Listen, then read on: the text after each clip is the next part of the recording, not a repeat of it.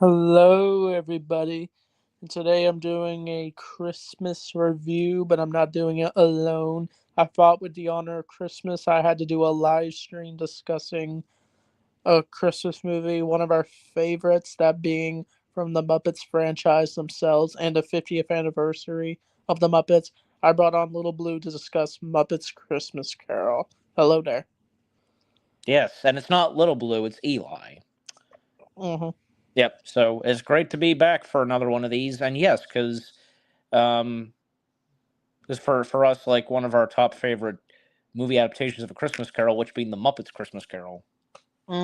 So, I guess we'll talk about our history with this movie.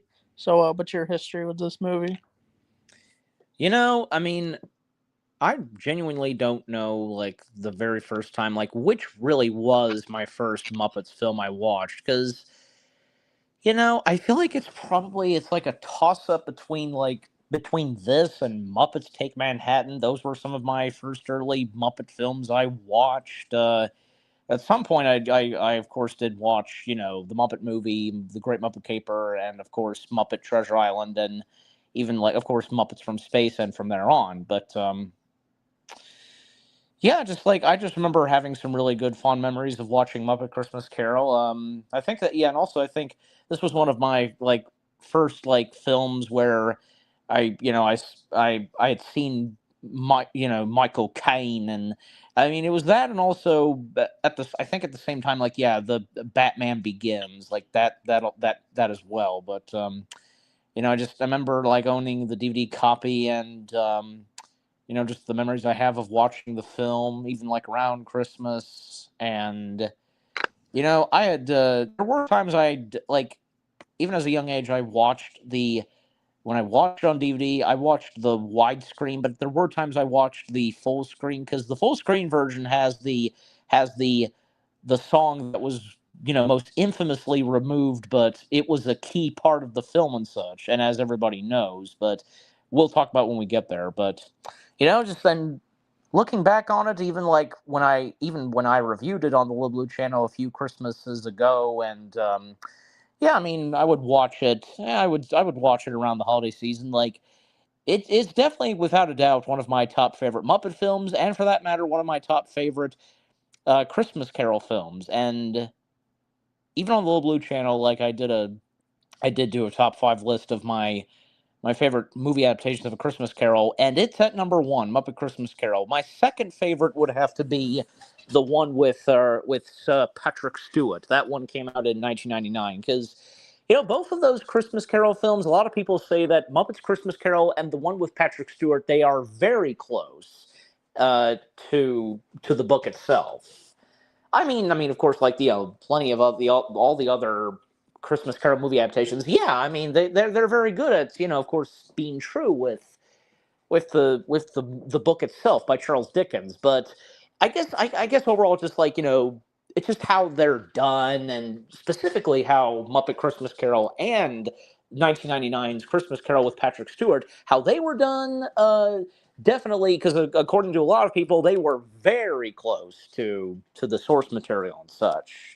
But anyways, but overall, because everything from beginning to end with what Muppets Christmas Carol has to offer, how the Muppets do their take on A Christmas Carol, and with Michael Caine, the main human star of this Muppet film, and how he interacts with the Muppets, it's just brilliant. And the fact that this was the first Muppets project, and for that matter, the first ever Muppets film. It was the first Muppets film since Muppets Take Manhattan, and it was the first one where this came out just 2 years after Jim Henson's passing, because even like say a year before Muppet Christmas Carol, we of course had now the sadly defunct Muppet Vision 3D, which that was the last piece of Muppets material that Jim worked on. And also, Muppet Christmas Carol marked his son, one of his two sons, Brian Henson. It was his directorial debut, and I mean, because those the Muppeteers like Dave Goelz and even Michael Caine, they were very impressed. I think even like Michael Caine, he was surprised to know that, from what I remember reading, that he was surprised to discover and know that this was Brian Henson's directorial debut and such. But yeah, um, and yeah, because just and also not to mention that not only was this like the first Muppets project without Jim, but also around the time when like this movie was in production, like sadly one of the other like Muppeteers, Richard Hunt, had sadly passed away too, and of course on account that at the start of the movie, like yeah, did a sweet dedication to Jim Henson and Richard Hunt, which by the way, because both of them were together they were both the voices of Stadler and Waldorf, and it's what a coincidence that in Muppet Christmas Carol, because like both Stadler and Waldorf are ghosts, but of course they played the Marley brothers. But we'll talk about them when we get there. But yeah, just overall to round off with the first things I have to say, Muppet Christmas Carol, it's such a memorable classic Muppets film, and coming from the 1990s, just yeah, overall it's definitely a top great Muppets film, and for it being a movie adaptation of Muppet Christmas Carol, of Christmas Carol and such. All right, but now it's your turn, Anchorman. I've always grew up with the Muppets and this movie. I feel like this is easily one of my favorite Muppet movies. I don't know which one is my favorite. Probably the 2011 one called The Yeah, I Muppet. mean the 2011 one was good. And I even also enjoyed. I don't know about you, but I did also enjoy Muppets Most Wanted. Yeah, me too. I enjoyed. Those are two of my favorite Muppet movies. But this is yeah. I think this is easily one of my favorite Christmas carols. I do like the Jim Carrey one. That one's like over the top and crazy. Yeah, because like here's the thing, Disney. I just to quickly say because Disney like they've done plenty of like Christmas Carol adaptations. Yeah, Muppet Christmas Carol being one of them. The one from 2009 with Jim Carrey and Robert Zemeckis, the motion capture. They even like this does technically count. Rue Springtime with Rue, that technically isn't, that's basically that's like an Easter version of A Christmas Carol. Rabbit is the Scrooge. And of course, most prominently in 1983, we had Mickey's Christmas Carol with Scrooge McDuck as Ebenezer Scrooge, of course. But anyways, Yeah, I think I saw this movie on DVD. I think what I remember the most was Kermit on the DVD menu talking to the audience. I thought that was. yes, oh yes. I was wondered how long he would be on that screen, but after a while he just he kind of disappears. Then he comes back, which I thought was funny. Well, did you check? I mean, did you check out the other like features on the DVD, like the bonus features and all that, where Kermit did pop up as well? I think so. It's been a while since I've used the DVD. Yeah, and also like on account that when that came out, this was what was it? 25 years or something. I can't. I have to go back and look, but in the early 2000s, I think it was around like 2005 when that DVD of Muppet Christmas Carol came out, along with a bunch of others like Muppet Movie, Great Muppet Caper, this and Muppet Treasure Island. Even the first three seasons of the Muppet Show came out in celebration of like the Muppets celebrating their anniversary. And not only did Muppet Christmas Carol did the DVD of that have some fun where Kermit pops up on the menu and such, but even on the Muppet Treasure Island DVD, like Gonzo and Rizzo would pop up. So yeah.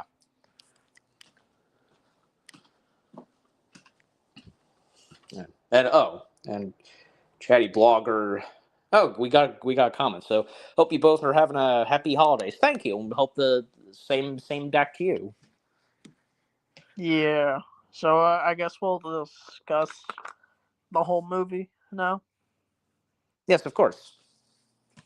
So yeah, there's like a my favorite part about this movie is there's a lot of production behind it. All the puppeteers, it's really well done. Yeah. Which, by the way, did you? I don't know if you did, but Anchorman, did you see the video on YouTube where Dave Goles and Brian Henson they sit down and they watch Muppet Christmas Carol and talk about facts and such? I don't think so, but maybe I've seen heard of something like that. I have, and yeah, because yeah, I mean, and you're right, because Brian Henson in that video, because talking about like just like the production value and all that, and because like when it came to the miniatures of the town and all that, it's just yeah, it's great. So the world of this Christmas Carol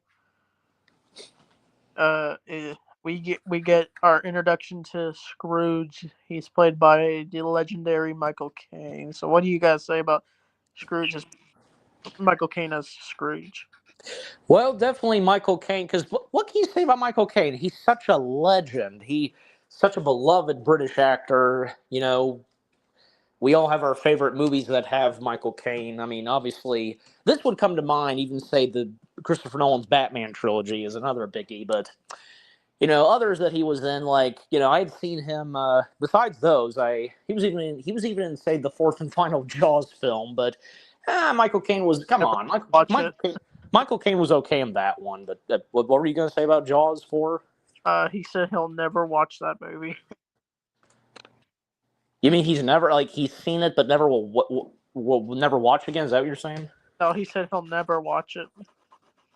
Well, obviously he's well aware of how that turned out in the end. Yeah, It's another story. But Jaws the Revenge. It's okay for. I thought it was okay to me. I feel as though that's the proper like third Jaws film. Jaws 3D, yeah, not so much.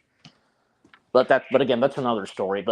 Um, but Michael Caine and Muppet Christmas Carol. Well, because here's the thing. Here's the fun fact. Because and according to Brian Henson, Michael Caine stated to Brian that he was not going to do anything Muppety and with interacting Muppets. He was going to treat the Muppets as if they were actors and such, take them serious as if in a Christmas Carol and such. How Scrooge treats everyone such, and Brian just told him to go with it, and boy he did, and just golly, it totally it turned out so fantastic. And Michael Caine just, with the delivery he brings to Scrooge in this, it's amazing. And just no words to describe. Just yeah, I mean overall, because he was definitely a really great Scrooge in this Christmas Carol film. yeah. I think he gives a great performance in this movie. I think this is easily one of my favorite Scrooges. I don't know which is my favorite, but I think Michael Caine was easily a great choice for Scrooge. And we should of course we gotta acknowledge the other comments that Chatty left because Yeah, um, yeah, I mean, I like I said, I thought the fourth Jaws film was okay. I have my own opinions on Jaws 4, but yeah, and yes, Chatty, this Muppet Christmas Carol is from 1992. yeah. So yeah, I think Michael Caine did a fantastic job with Scrooge. He's got that mean energy to him. Even though Michael Caine's he's a calm individual, but I think he can play a mean person like Scrooge. And yes, yes, we know that it was Steve Martin and not Jim Henson. Yeah, we know. No, he wasn't Kermit. No, Kermit the Frog wasn't Tiny Tim. That was Robin the Frog. That was Kermit's nephew that played Tiny Tim. Robin's cool. Kermit's Bob Cratchit in this. Yeah. I forgot to also mention the two main stars of this movie are Gonzo and Rizzo. Yeah, Gonzo he basically plays Charles Dickens, the storyteller of this. Yeah, he's the author of Christmas Carol. I think we all know that. Of course. But how do you feel about Gonzo and Rizzo's portrayal in this movie? Well, I mean, the two of them on screen and just the journey that they go through and like Gonzo was probably telling the story. It's so great and definitely because I want to say yeah because thinking and looking back on some of the Muppet materials that came out pre Muppet Christmas Carol that does have Rizzo. Because I don't think Gonzo and Rizzo they were yeah because I think yeah Muppet Christmas Carol was when they were first paired up as a duo team and yeah just right there and then because like they were such a perfect duo Muppets and of course that would continue on in the later years like well of course when it came to say the next two Muppet films Muppet Treasure Island and Muppets from Space. And even if I have to mention this, because it's unfortunate that like when Muppet Haunted Mansion came out, it was instead Pepe and Gonzo. Not to say that it was bad, but It still would have been nice if Rizzo had still been around, and with on account of Steve Whitmire, it would have been great if it was Gonzo and Rizzo and that. But I mean, for Muppets Mansion, like for that, it was okay for how it turned out with Pepe and for it being Pepe and Gonzo. But still, because I even think there were a few times that I think all three of them were kind of paired up or something. I mean, even like say Rizzo and Pepe, like they too were I sometimes like paired up Pepe. as well. But I'm having a Mandela effect. I thought Rizzo was in the Muppets and Muppets Most Wanted, but it turns out he wasn't. no, he actually no, he did make an appearance in Muppets Most Wanted. Oh, he had like a cameo or something. Yeah, he did have like one or two lines, and I think the same went for Robin as well. Because I think, yeah, as I recall, Robin also appeared in Muppets Most Wanted. Yeah. So I guess Yeah, so. Now we go on to the story. Yeah, I think we all know the yeah, yeah, details. and very quickly, Chatty, because yes, I mean Jerry Nelson, he voiced Tiny Tim because Jerry Nelson was the original Muppeteer and voice of Robin the Frog. So Yeah. So the story of the Christmas Carol starts with uh should we talk about the songs throughout this whole movie? well, I mean, of course we have to. Yeah. So it opens with all the Muppet characters, all the background puppets, all singing about how horrible Scrooge is. I don't even know what the song is called, but yeah, what do you think of that opening song? Uh, there go. I'm blanking on it because like there goes Mr. Humbug. I think that's it. But yeah, I mean, because that's a great song to start off with, and the Muppets, even some of the humans, background humans, like they sing as well. But that was a great song to start off with, and we don't really see Scrooge's face until at the very end, and when they all sing right outside of his office, like every day, Scrooge is getting worse. He turns and just oh yeah, what an epic reveal when we see his face up close, and of course his first line being humbugs. Of course, it has to be. But I don't know because here's another thing because I don't think I gave it full thought on what would be my favorite song of this film. Well, I mean, they're all great, but just I don't know. I have to really dive into it and such. But I think that this would be one of them. It would be in my one of my top favorite songs of Muppet Christmas Carol. But yeah, but what say you? Mine is the big song that was removed, which we'll get into a bit. Yep. But once the movie starts, we see Scrooge in his Um, office. Anchorman, just very quickly, do you think we ought to let Chatty join in? Sure. Let me send a link in the chat. Chatty, let's not. I mean, yeah, it's okay if having three people. Let's not have there be that much talk because we don't want to drag on too long. So Yeah.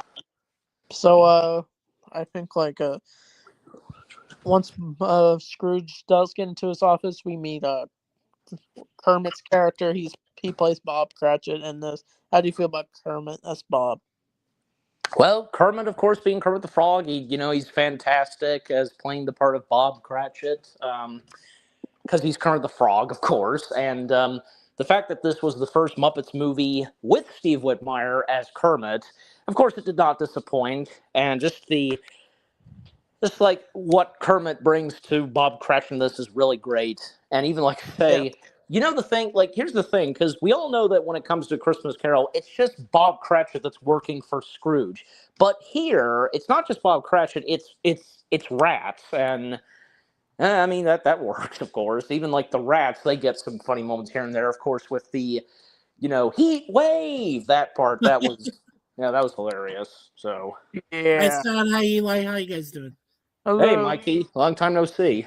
Yeah, long time no see. I saw you guys were starting to go live, and Muppets Christmas Carol is actually one of my all-time favorites. Of course, since I'm a really old guy, I have to go back to the original Christmas Carol.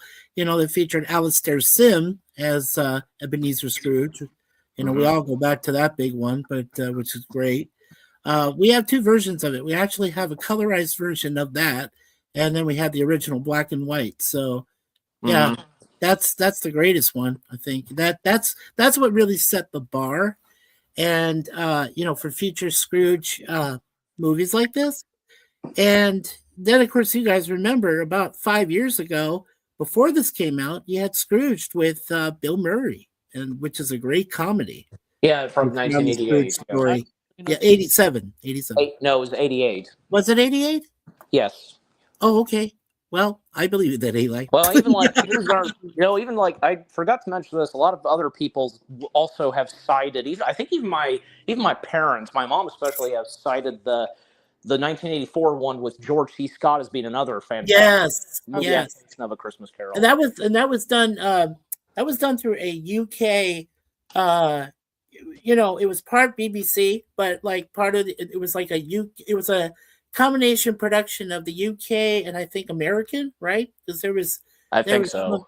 Yeah, because there was like at the beginning they had the carriage of the George C. Scott version, which has Christmas Carol, which has Jacob Marley in his coffin being escorted by a couple black horses and stuff.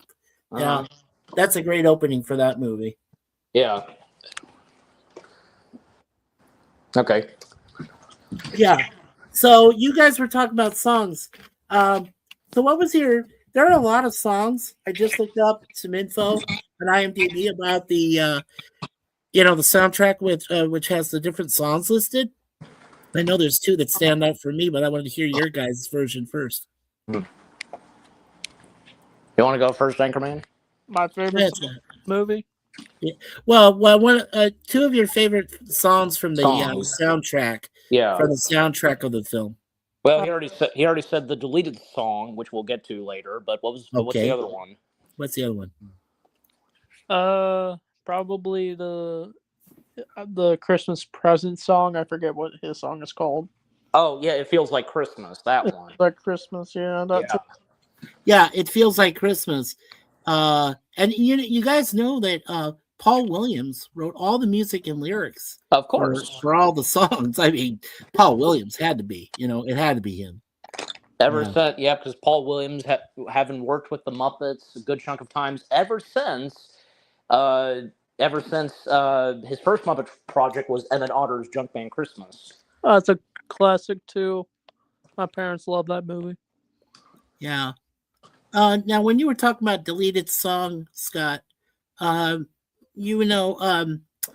are 4 actual songs that were uncredited. One is called The Overture.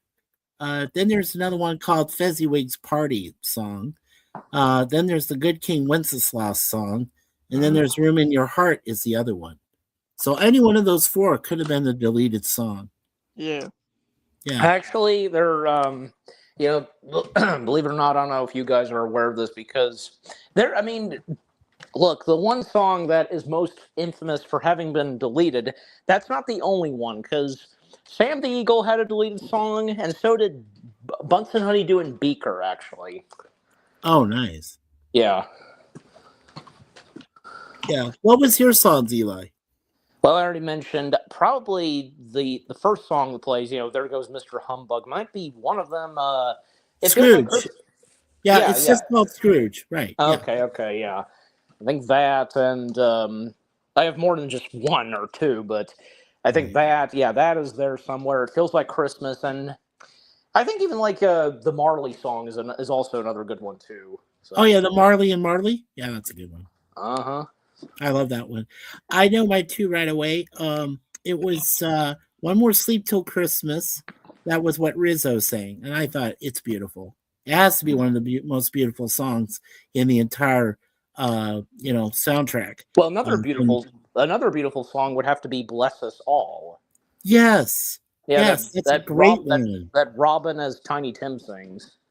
Right.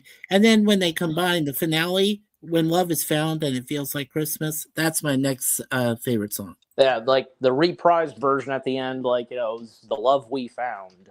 Yeah. Those are 2 great songs. And I did mention in the chat, I was so glad to have Frank Oz come back as Miss Piggy. And she didn't change her name at all. She just kept it the same.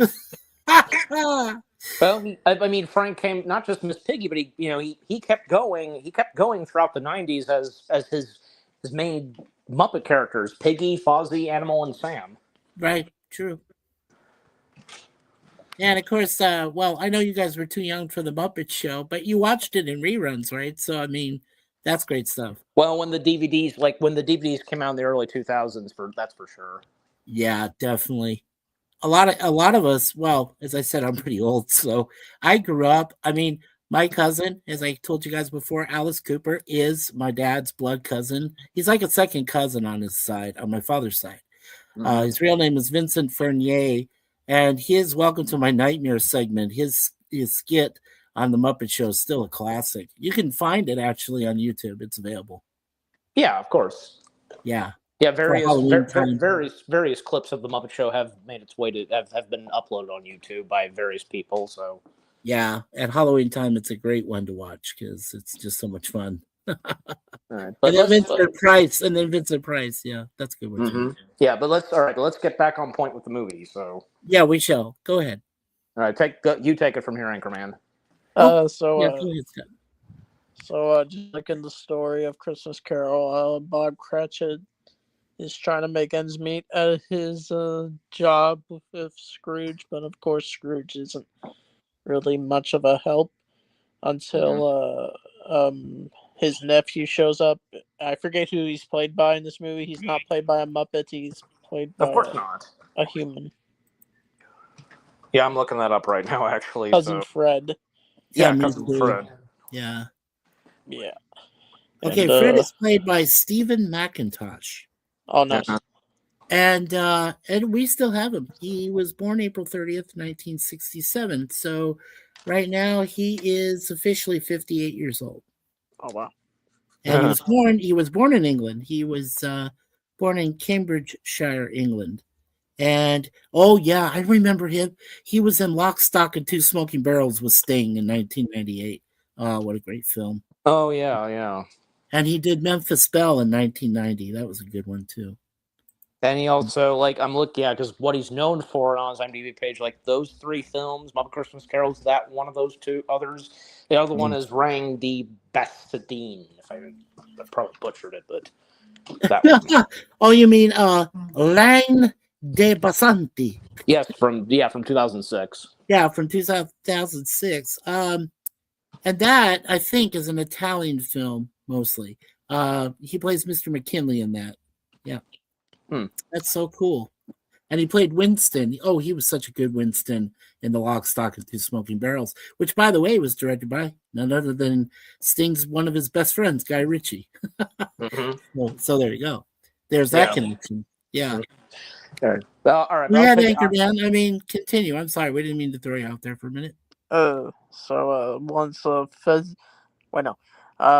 Cousin Fred tries to greet Scrooge on a good Christmas. He of course leaves per usual, but of course an angry Scrooge throws the Christmas wreath he's given.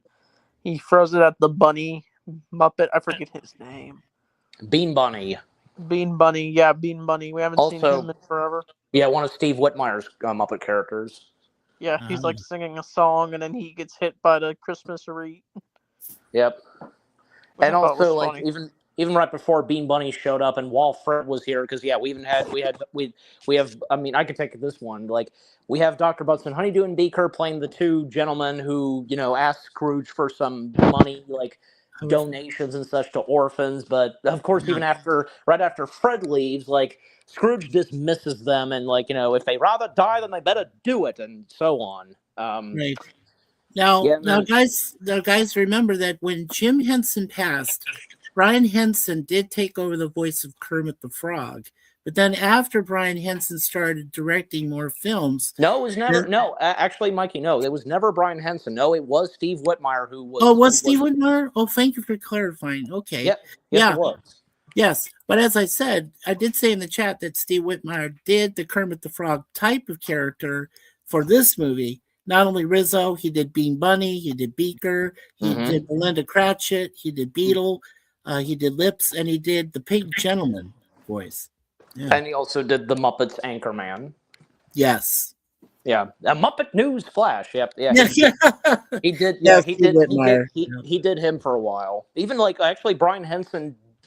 I think before Steve Whitmire, Brian Henson for a little while did do the Muppets Anchorman for a few times. He did for a little bit. Then they found out that Steve could do the "Oh, Kermit the Frog here," and they said, "Okay, Steve, you get to be Kermit the Frog." Mm-hmm. Yeah, Well, again, it was never. Again, it was to clarify. Still, it was never. It wasn't. Excuse me. It was never Brian. It was not Brian Henson. It was Steve Meyer. It was Steve Whitmire, front and center. Sometime from later. Sometime later after Jim passed. So yeah. Was that when they did the Muppet movie? Was that where Steve Whitmire started? what? 1979. Yeah, I think so. No, it was no, it was no, it was always it had always been Jim Henson. Because keep in mind, because like Jim Henson. Sorry. Okay, Yeah, because Jim had been voicing Kermit since day one and up until he sadly passed in right. 1990. Yeah. Okay, well, we still do have Steve Whitmire. Oh, I didn't know this. He was nominated for 2 Primetime Emmys, and he was born September 24th, 1959, in Atlanta, Georgia. So he is 66 years old. Nice. Mm-hmm.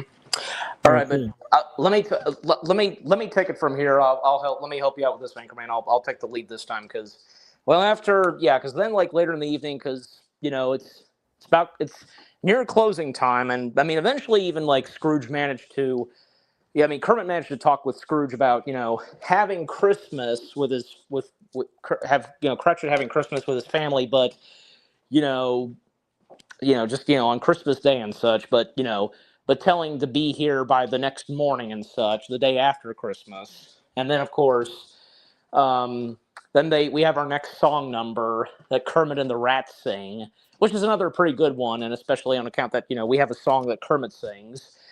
Then we see penguins skiing and even poor Bean Bunny because freezing out in the cold. And then sure enough, like when we come to Scrooge's apartment and Gonzo and Rizzo right out there, they're riding on a carriage. They're driving the carriage. Well, that's when of course we get the part where in every adaptation of A Christmas Carol, and obviously as it's in the book, where the face of Marley's on the doorknob, and in this case it's Stadler, whom is who's Jacob Marley, and caused the carriage, the horse driving the carriage, to be terrified and such, and causing Gonzo and Rizzo to flip off, off the carriage. But sure enough, Scrooge getting inside, just humbug, because not making much of it of what he just saw, the face of his deceased partner Jacob.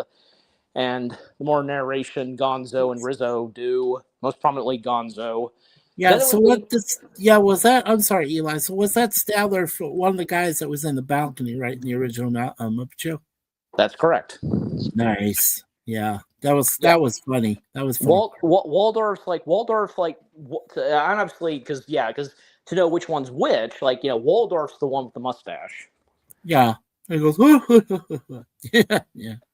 And Stadler, the one that goes, like that. Yeah, right, right. I love that's cute. I love Stad. I don't know about you because I love Stadler's eyebrows. They really pop. So yeah, it was Stadler and Waldorf, right? Yes. Yeah. Again, Stadler and Waldorf. Yeah, I always love those guys. Now, they're known as the Muppet hecklers. The hecklers, right? But getting back to Muppet Show real quick, just for one moment, the best episode from that got them both was Milton Berle, when Milton Berle appeared. Oh yeah, because they're giving Milton Berle a hard time up to when Milton Berle won't take any more of their shit, and just he sets them straight. So yeah, it's still a classic, and I always, whenever I feel like I've been let down by other people or demeaned like that, I definitely go to that. That is my go-to episode. Got to, because it's just so great, and at that point you're happy for Milton. I mean, Milton Berle could be a very crass man, and we all knew that. I mean, I'm an old man, so I knew this, but what he did to Stadler and Waldorf was was perfect. And I was just like, perfect comebacks, everything. And they had nothing left to say. It left them speechless. I just think it was great. Yeah, But not to anyway, I'm mention it. sorry. Yeah. Also very quickly in that, and to mention one more thing about that episode of Milton Berle, because even Fozzie, he's having a hard time trying to, meet with his idol Milton Berle eventually. Yeah, because like, Yeah. what would happen to Fozzie and Milton Berle like later in that episode? But okay, getting back on point, because I'll still take the lead if you don't mind, Anchorman, just to help out. But of course, but Go ahead. then of course, like, we would come to where, Scrooge, while, feasting dinner, like, well, at one point the bell rings and the fire goes out, and by the stairwell, because that's when Stadler and Waldorf step in. Stadler's Jacob, and Waldorf is Robert Marley, and yeah, hence the Marley brothers. Um, Yeah. and the whole thing of, why do you doubt your senses? And there's more gravy and so on. And then, of course, it leads to, the Marley song, which was really good and very, and I don't know what the words I'm looking for, but, still, but even like, because, with like, and by song, like, just, they warned Scrooge, and on account that then it would lead to them, because, like, he will end up the same way as they did, as, when they died, and being ghosts and such, with these chains and such, and by telling him that he'll be visited / haunted by three spirits, and Right. maybe, and like, in order for him to change and such, his ways of Christmas and all that, then oh yeah, because even like, say, Rizzo, after all that, because Rizzo then makes a comment, shouldn't we worry about the kids in the audience? Nah, it's all right, it's culture, says Gonzo. Then it would lead to later in the evening, because then it would lead to the Ghost of Christmas Past, and yeah, it's because it's, if anybody who watches this film for the first time, would it be obvious that, how would you expect the Ghost of Christmas is like to look? Obviously, yeah, Muppets in this case, and yeah, I mean, the Ghost of Christmas Past, how she looks, because, fun fact, because even what Brian Henson said, because the way that the Ghost of Christmas Past was filmed, like, it wasn't a water tank, and on account that, her hair and her dress have to be floating and all that, so it was really interesting. Yeah. But of But course, considering, like you said, um, in Scrooge, which was 88, yeah, you said 4 years before, Carol Kane, who did a great Ghost of Christmas Present, right? And he hits, and hits Bill Murray with the, the toaster and all that. actually, So she was actually, Carol Kane and Scrooge was actually the Ghost of Christmas Present. I did say that, the Ghost of Christmas Present. Oh, I thought you said past. I No, guess. no. I did say present. No, I did, but it's okay. No, I did say Carol Kane, but I mean, Yeah. with what she did with the toaster was classic. Doing what she did to Bill Murray, and you thought he was knocked some sense into his head. So here's the thing. Like I said, I saw both, and I was saying, okay, so how are they going to do a female Muppet if they're going to do that for the Ghost of Christmas Present, considering that Carol King gave such a great comedic turn of it in Scrooged. So, yeah, I was wondering how they're going to pull that off. Yeah. Yeah, because in every, like, besides Scrooge, because in that one, because Ghost Christmas Present was a lady, all the other adaptations of Christmas Carol, almost every version of Christmas Carol, the way that Ghost of Christmas Past is done, it's always a lady. So Right. yeah. In this case, Don Austin was the guy who voiced the Ghost of Christmas Present, the performer. Well, he performed that. And then the Ghost of Christmas Yet to Come and the Ghost of Christmas Past performer was done by Robert Tigner, if I pronounce that correct. So, so it was actually two males that actually voiced that. Right. And which one was it? It was okay. The performer for Ghost of Christmas Present and then Ghost of Christmas Yet to Come, Don Austin, it shows that he shared that. And then Robert Tigner said he was the initial Ghost of Christmas Yet to Come performer, but then there was a Ghost of Christmas Past performer that he also did, and then a turkey, and then he was a voice of some additional Muppets. So Oh, there oh, was yeah, obviously, because there are times where it depends. There are some sometimes there are a few rare times where not all Muppet characters are performed by one person. right. Because obviously, in the case of Muppet Christmas Carol, because the voice came in later for Ghost Right. Christmas Past, and I don't know because I can't recall if Jerry Nelson was wearing that Ghost of Christmas present get up and such, but Oh obviously, yeah, but definitely he, of course, did the voice afterwards. So, right. Well, and then the performer who actually stood up there as Ghost Christmas Past, it says here was William Todd Jones, but the voice of Ghost of Christmas Past, it says, was Jessica Fox. yeah. So she Well, also obviously, recorded that. Yeah. obviously, there were puppeteers that had to operate and puppeteer the Ghost of Christmas Past while in the water tank. So, Yeah. Oh, yeah. Yeah. Wow. yeah. Have you ever been? I just want to mention this quickly to both Scott and Eli. Have you guys ever been to the Seattle, Washington Museum of Music and TV and Television? Scott? Scott, have you ever been to the Museum of Film and Television there in Seattle, Washington? I don't think so, but Okay. I've been And to one. Eli? Yeah. And Eli, how about yourself? No. Okay. All right. Let me tell you a quick story. And back in 2009, I actually went and visited a few friends in the Seattle area, and I did get to go see the Museum of Film and Television, and I got to act with three other people, seeing what it was like to do a Muppet skit from Sesame Street. Nice, nice. Yeah, That's yeah, it awesome. was great. It was great. And now get this. I'm only 5'7", okay, about 5'7.5". Okay, so imagine me and three other pretty tall people all trying to fit into this little cubbyhole space and putting up our hands in Muppets inside and trying to perform the skit.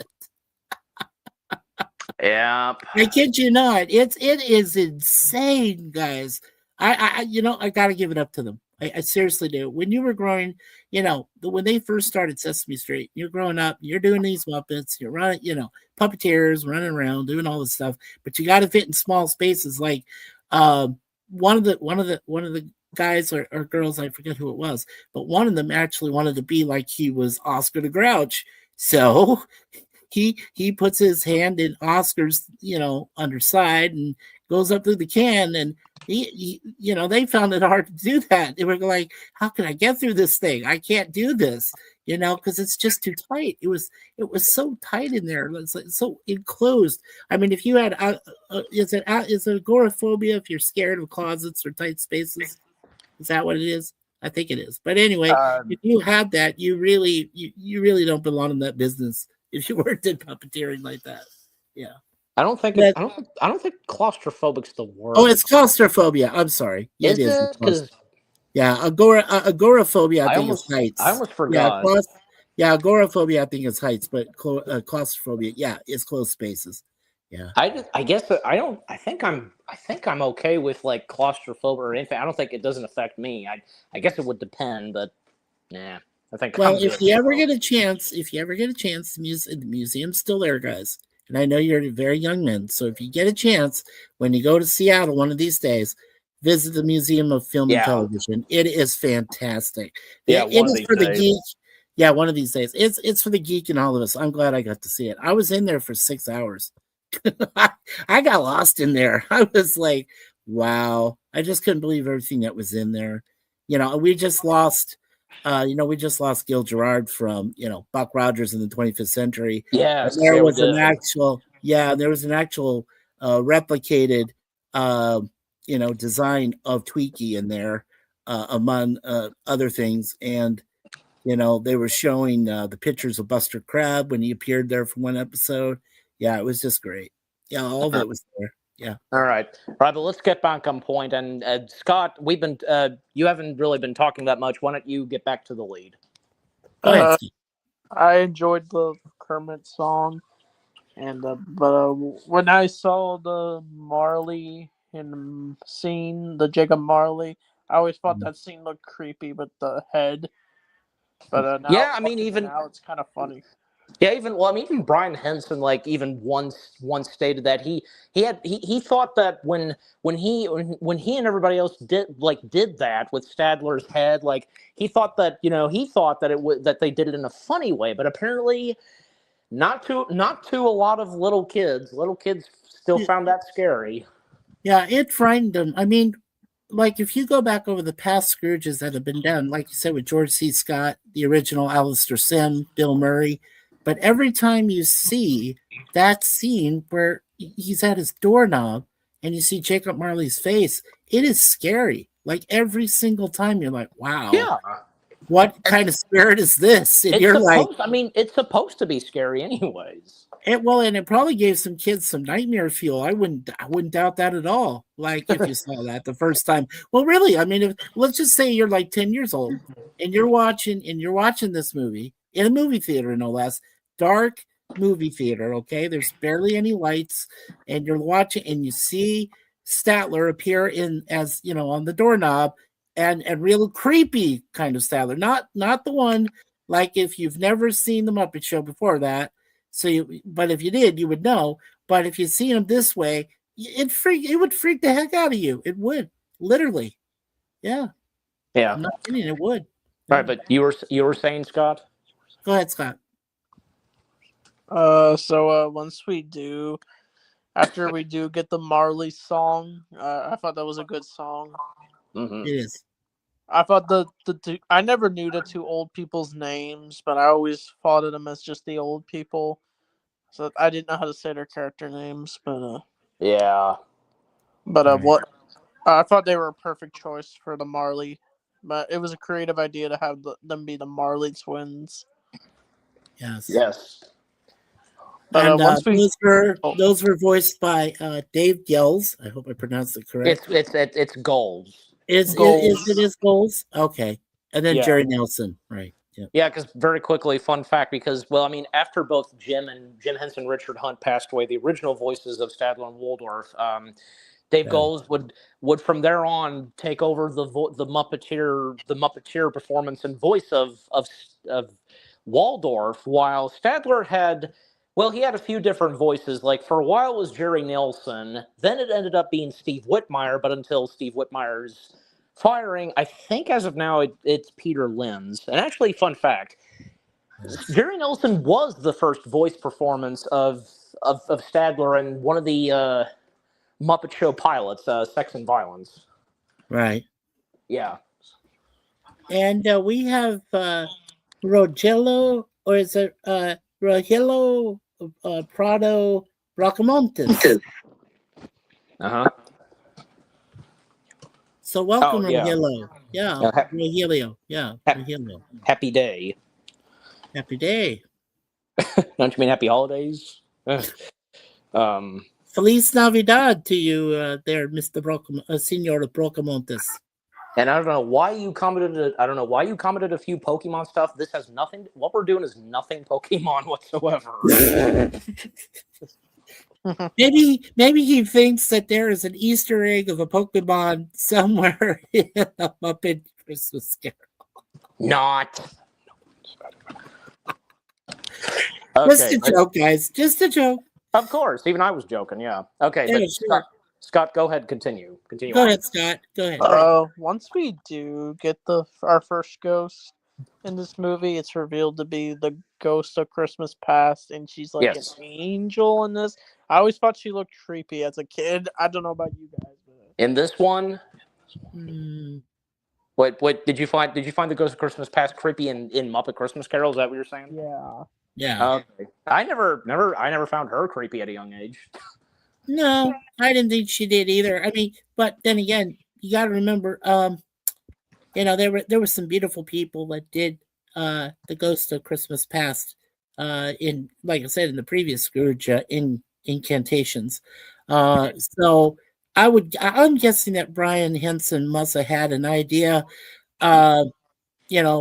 based on recent events. I think he must have had an idea to give her. It did seem, well, sort of maybe it was scary to you there, Scott, because he gave her more of a mischievous kind of flair, and it was really, and I know it would have frightened some kids, like who say, "Oh, but I have a mom like that, or maybe I have an aunt like that." But I think that was his intention. I think it was. I think it was just he was gonna put Yeah, up the perfect, like, someone who could look like a parrot but is a ghost, that could stand in for any relative, pretty much. yeah. Yeah, that's what I thought anyway. Well, I mean, that's what I got when I saw it. So I was like, oh, okay, cool. Yeah. So, yeah, once we do get the Ghost of Christmas Past, we see, Scrooge's past, literally. I think this is where we get a Fezziwig played by Fozzie. Mm-hmm. So, what do you guys think of Fezziwig as Fozzie? Well, I mean, for one thing, Fozzie as Fezziwig makes absolute sense. For one thing, Yeah, Well, based on F and F, right? There was some comedy for that, though. And I did like it. I like the change of pace. Yeah, that's what's so great about the Muppets in this movie is because how they were able to apparently just adapt to the live action actors and actresses that were involved, and it was like almost a perfect combination. It truly was, and yeah, that's what stood out anyway. But go ahead, Scott. I continue if you want to. yeah. I forget what happens in, like, well, we see, I think we get more of the Do party do scenes. you want me to? Well, do you want me to take this spot? So, because I know. Yeah, I think it's like we meet Scrooge's love. Actually, you did miss out. Actually, you missed out one. You missed one thing that before the party thing, because you missed the part where, like, it's in the story, of course, where we Scrooge first sees his childhood and at Yeah, his we see old school, and the first is the childhood and then the party scene. yes, Yeah, and the headmaster in Muppet Christmas Carol is none other than Sam the Eagle. Of right. course, Sam's appearance in this was great, and it's so funny because, like, Sam, like, of course, helping Scrooge get up there and, like, in business and all that, work hard, lad, it is the American way. And then Gonzo stepping in, like, correcting him and, oh, it is the British way. The British way. Yep. Yeah, there was Yeah. a few times. There was a few times, Scott, if you and Eli, if you agree with me, where they did break the fourth wall. There was, Oh, and I yeah, and I was absolutely. like, and what's great about that is, like, we know now how Deadpool does it a lot. Played by Ryan Reynolds, who did it a lot in all three of his films, which was Hmm. fantastic. But we tend to forget that there was a few live action that combined either with animation, or with, in this case, the Muppets, where they broke the fourth wall already. You could see that they were talking to the audience. You know, Yeah. I mean, and I thought that kind of interaction back then was pretty cool. I mean, I like that. I mean, I was like, yeah, you guys are telling us, don't be afraid, and you know, and oh yeah, it's the British way. Oh, sorry, I was going the American way. No, no, no, no, that's not right. Yeah, Yeah. those were great. Those were Uh-huh. great. But Yeah. yeah, okay, but I can also take this one here because, because like what you brought up, Scott, because then when it comes to the party and such, Scrooge being a bit older and Fozzie and his mama's annual Christmas party, the Electric Mayhem's there, and even the younger versions of the. It's very rare there were a few times and very rare times we saw Stadler and Waldorf at, like, young men technically, and the other time I know of that the other time we saw them as young men was actually in Kermit's Swamp Years, because they have a small cameo in that, but overall, because yeah, the party happening, and of course, and then it would lead to where Fozziewig introduces Scrooge, a friend of the Fozziewig family's, Belle, and of course it's love at first sight, and Scrooge, Michael Caine remembering that day. But then it would lead to where, yes, because the day that Scrooge doesn't want to remember,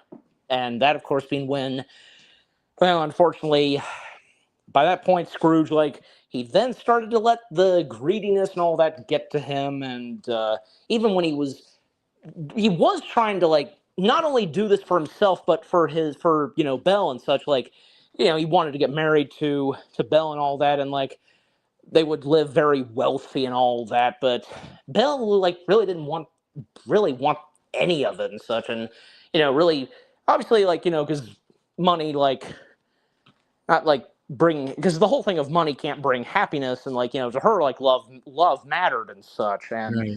that's of course when we come to like the infamous deleted song, "Love Is Gone." And for me, I'll go first because yeah, I think yeah, even as of now, I will always watch Muppet Christmas Carol with the song intact because at a certain point, like at a little older age, when I started to realize that, okay, yeah, I definitely, because how we're supposed to watch Muppet Christmas Carol is with that song being in there. Well, Because yeah, because at the time, Martina McBride, who sang the song originally, was a big country star even then, and I was like, I was so sad. Why did they delete her song, Martina?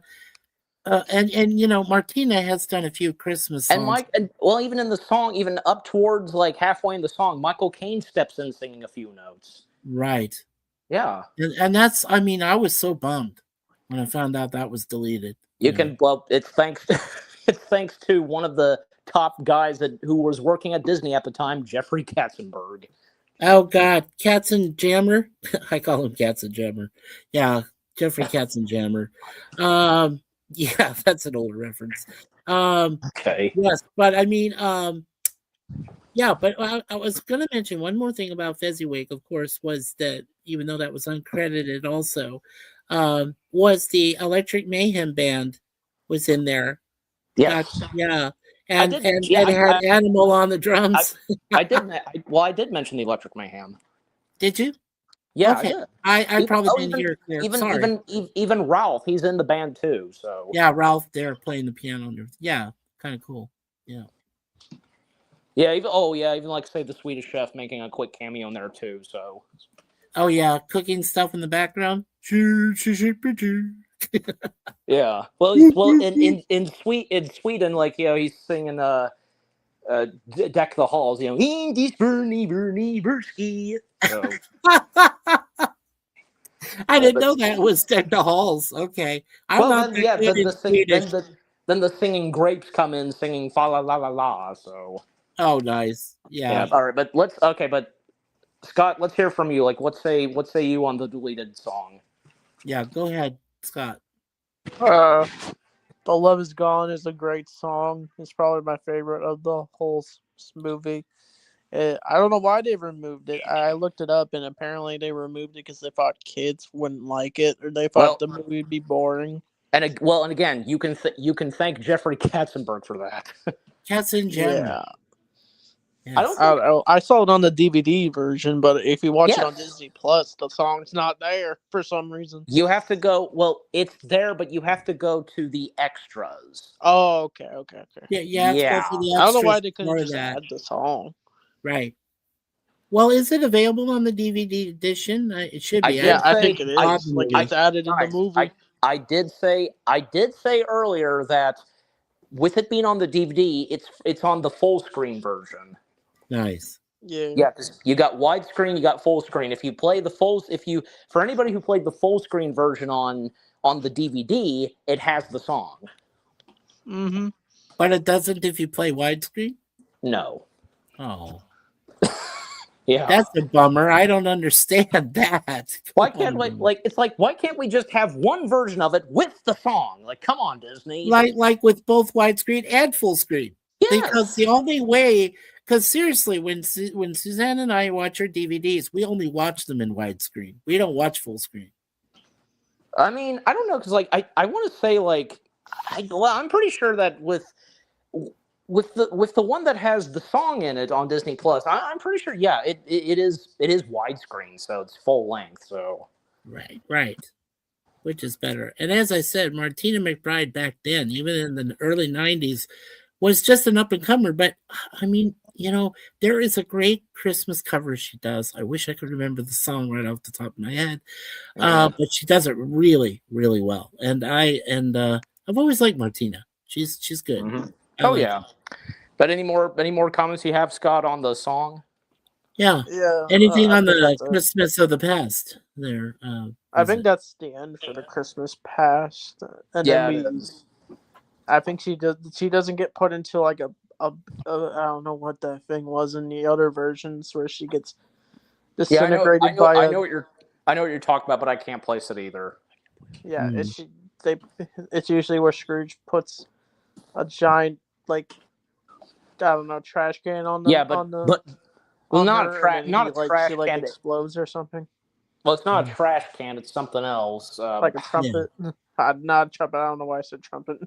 All right, but because yeah, I mean, within in this, because like it's like why show me these images and all that? These were the shadows of the past. They are what they are. Do not blame me. And all he can say is just leave me, and that's it. Yeah, the ghost just disappears. Yeah, because he just sits down and then it fades. It fades all around him back in his bedroom. Yep, and this is where we meet Christmas Present. Yeah, but Yeah. this is where the Ghost Christmas President's such he's definitely the lighthearted one in this movie. Yeah, he's the jovial one, and Brian Henson did base it off the guy, with the big beard and whatever in the colorized version of A Christmas Carol with Alistair Sim. He's right Uh-huh. there with the Christmas tree and presents and all that stuff, and he's on a throne and he's got the And big, so many yeah, foods and feast and all that. absolutely, yeah, It's not Christmas presents. It's actually a handful of like food. So true. But it's cool. I like I liked how the Christmas present ghost was designed. I did enjoy that because of all that. Yeah, hmm definitely. I think he was my. I think that the Ghost of Christmas Present was my favorite of the three ghosts that were displayed. Definitely. I mean, does it depend on which movie adaptation of Christmas Carol or what? Well, it depends. Like I said, the decoration had to be similar to what. Like I said, there was a big, huge guy that was sitting there next to a tree with all these gifts in the original 1951 A Christmas Carol with Sim, and but the colorized version, so it made it better. That was one of those times where Turner said, "Oh, okay, we can colorize this original Christmas Carol," and they did, and it wasn't done too badly. So I mean, it looked great when you had uh, Scrooge 4 years ago, you had Carol Kane, right? And Carol Kane, so Yeah. jovial, who you knew from Taxi and everything a few years before that. So, yeah, I mean, that was perfect. That was a perfect choice. And so I'm guessing that Brian Henson wanted to toss around a little bit and put kind of both elements along with the whatever else he remembered and put it into the present, which I really appreciated. I think he took the time to do that. hmm Yeah. So I like the Christmas present one. Yeah. Yeah, but then of course, like the Ghost of Christmas Present. I'm kind of taking the lead on this one now because the Ghost of Christmas Present, like taking Scrooge out on Christmas Present, and yeah, then of course it wouldn't take too long to jump into our next song, which being another great song in this. It feels like Christmas. For me, because again, like I love this song. It's like it's another great heartwarming song that is sung by the late great, one of the Muppeteers, Jerry Nelson, and everyone else singing. Even because like. With even like there's a moment where Scrooge even like joins in like dancing and all that. But yeah, I'm just what more do I have to say? Because yeah, that was another great song. But again, who Scott? Let's start with you. Like, what do you have to say about It Feels Like Christmas? Yeah. It's easily the second best song in this movie. I like Uh-huh. how he gathers the whole crowd of Muppets and people, and they all sing along. Yes. Yeah, I've got 9 voices that I counted it. There are 9 voices that sing "It Feels Like Christmas" in the present day sequence that they do through the town. Yep. Anything else you got to say, Scott? I think that's it. All right. I think next is like where we meet the Cratchits. Well, yeah, I mean, but obviously, we want to hear from Mikey. Like anything you got to say about It Feels Like Christmas? Anything else? Yeah, well, that's why I say it feels like Christmas is one of those songs you want to add to a Christmas playlist. Definitely, I believe it gives the true spirit of Christmas. See, which I think is sorely lacking nowadays. So I won't go too much into that. But the point I'm trying to make is that back then, you know, we had just got through the me decade, and now everybody was going into the '90s. They were trying to find some hope and things that were going on at that time, and it feels like Christmas is one of those hopeful songs that you could add to any Christmas playlist if you wanted to. That's how Oh yeah, important that song was. Yeah. That's how right. important it was. Yeah. Mm-hmm. So All right, but there's like, I'll take this here. I'll take this one because uh, yeah, because there's one moment where yeah, because we see like Scrooge's nephew Fred, and then like Fred's fiance and all that, and all those that are there, like they're playing, a game and such, and I'm an unwanted creature and all that, and even like Scrooge, he actually is into this game, and he like even though because nobody sees him, like he still joins in and such, and like then it leads to where Fred's fiance like then saying it's Ebenezer Scrooge, and yeah, this is definitely like I think yeah definitely. I mean, besides what in Scrooge's Christmas Past, I mean from that and then to Christmas Present, like that's where like Scrooge really like sees just what he's like and such, and when he starts to change. But then of course we then come to the Cratchits, and oh yeah, because like one of the memorable iconic shots to come from this is of course where uh, Kermit and Robin as Bob Cratchit and Tiny Tim, they're walking their merry way through the houses and back to their house, and it's just amazing, incredible how that shot was achieved. Oh, I mean, like Muppets said Muppets they've done that before with like where there are shots where we fully see the Muppets and like their full bodies and such and moving around and all that. But still, like it's just amazing, and of course, like not like we even like see with Miss Piggy, of course, as Mrs. Cratchit, and we see it's like very rare that we see Kermit and Piggy having children, but in this case, yeah, because we got two pig daughters, and we got one more frog whom is a son.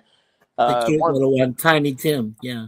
that's right, and Uh, they even like say like there's one moment where like because the food is being fixed and how delicious it smells, and Miss Piggy, the way that Miss Piggy delivers her line, because when they say it smells good, it does, doesn't it? It does. Mm. Yeah.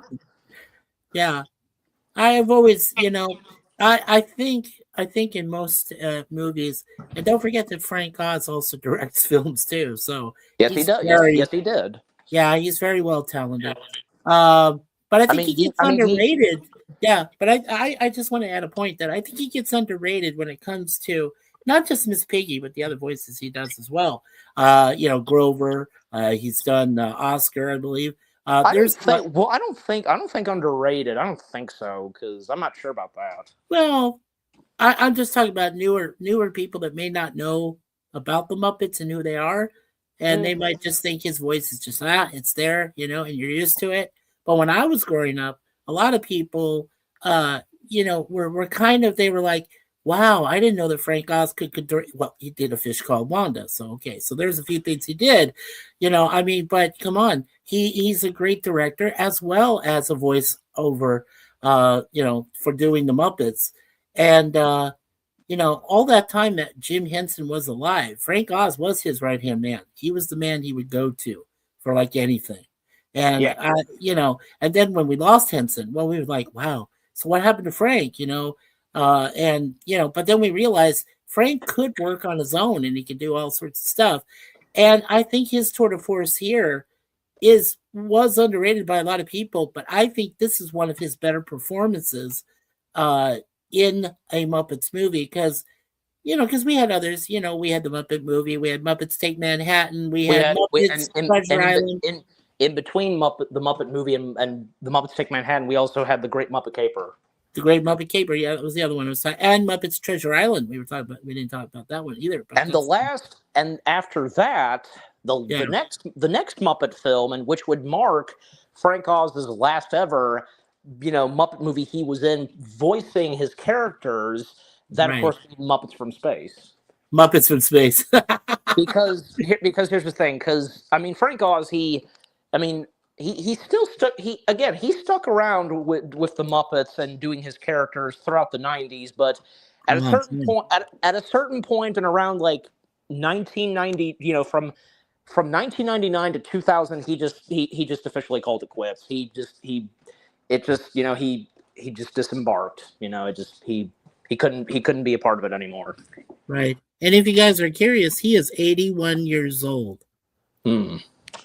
And he did win one primetime Emmy. And we all know he did Yoda in the Of course. original. Yeah. Let's see. Uh, He kept on he, doing Yoda at times, even after the original trilogy. yeah, he performed. Wow. Okay. I didn't know this, but earlier this year, he was Grover, the clue giver as Grover in one of the episodes of Jeopardy with Ah. Ken Jennings. Oh, nice. Was this something? Was this something recent of Jeopardy? Yes, it was. Yeah. I'll have to look into that. It's where they brought the Muppets to Jeopardy. Ken Jennings, of course, I believe, was the host then. And he voiced the voice of Grover as the clue giver, it says here, as Grover. And then, of course, before that, he did Inside Out 2, the sequel. He was the Mind Cop Dave.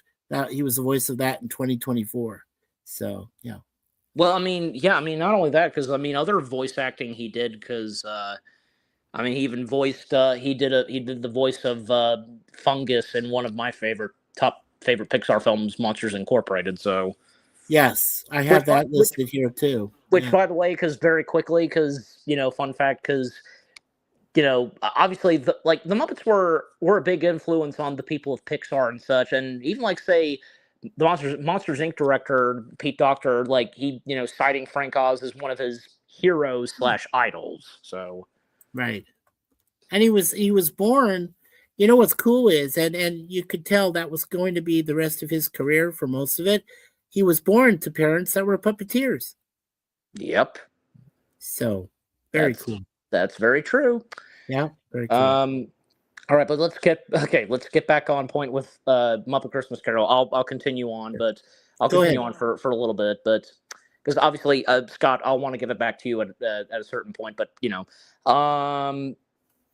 actually, oh, okay, yeah, because I'll take this part here, because because once the Cratchit family's together, and then praying and such, even thanking a toast to Ebenezer Scrooge for the feast, the founder of the feast, as Bob Cratchit says. I mean, even Tiny Tim, he has no ill will towards Scrooge, and of course, when knowing the story of A Christmas Carol, we know in fact that Tiny Tim is another big reason that Scrooge changes, and Scrooge, not taking too long for him to have a very nice liking and being fond of Tiny Tim and such. But yeah, so then of course we get our next very sweet beloved song, "Bless Us All," and yeah, I mean that was another great song too, and on account that because most prominently Robin the Frog as Tiny Tim is singing that.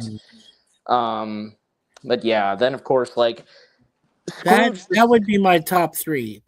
You heard my first two, but Bless Us All, yeah, that would be the third one for sure.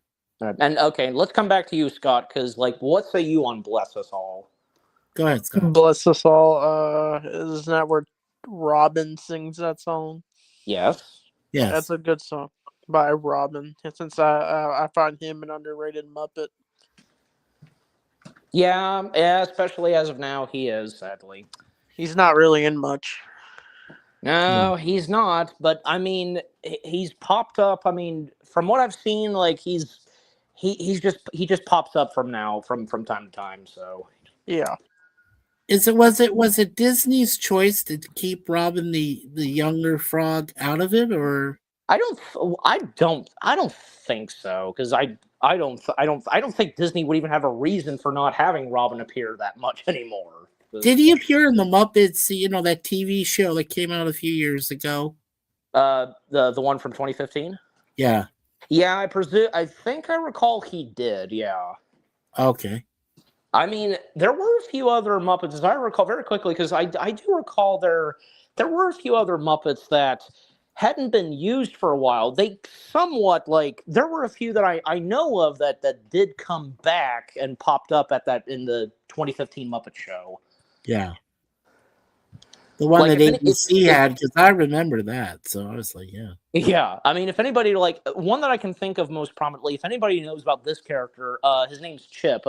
I most prominently remember seeing him in Muppets from Space, and he made a comeback appearance in the 2015 Muppet Show. So Nice. Chip. Yeah. yeah, but anyways, yeah. So bless us all. Then just kind of speed things up some because then, of course, it would lead to that, yeah, Ghost of Christmas Present. I mean, slowly but surely, even up to when, we come to the Cratchit's family house, we can notice that at a certain point that the Ghost of Christmas Present, because, the color of his beard, like, it's changing. And then when we see them out in the cemetery, that's when, like, yeah, his beard is full blown white. And, Spirit, do you grow old? I do. And his time is almost over. And the bells ringing and it's Rizzo that's Yeah. doing the bells and such and Now, if I remember the Christmas yet to come ghost, right? He remained silent in this movie, just like in yes, the previous renditions.